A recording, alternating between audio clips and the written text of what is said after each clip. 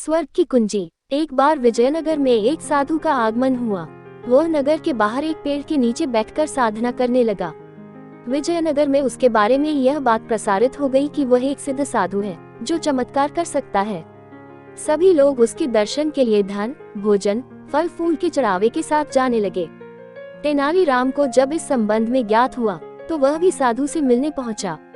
वहां पहुंचकर उसने देखा कि साधु के सामने चढ़ावे का ढेर लगा हुआ है और नगर के लोग आंखें बंद कर आराधना में लीन हैं। उसने देखा कि साधु अपनी आंखें बंद कर कुछ बुदबुदा रहा है। तेनालीराम कुशाग्र बुद्धि था। साधु के होठों की गति देख वह क्षण भर में ही समझ गया कि साधु कोई मंत्रोच्चार नहीं कर रहा है, बल्कि अनाप शनाप कह रहा है। साधु ढोंगी था। तेनालीराम ने उसे सबक सिखाने का निर्णय किया। वह साधु के पास गया और उसकी दाढ़ी का एक बाल खींचकर तोड़ दिया और कहने लगा कि उसे स्वर्ग की कुंजी मिल गई है। उसने घोषणा की कि ये साधु चमत्कारी हैं। इनके दाढ़ी का एक अबा अपने पास रखने से मृत्यु उपरांत स्वर्ग की प्राप्ति होगी।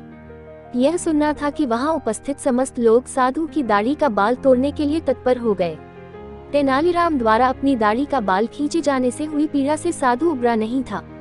उसकी घोषणा सुन वह तुरंत समझ गया कि लोग उसके साथ क्या करने वाले हैं। वह जान बचाकर वहां से भाग गया।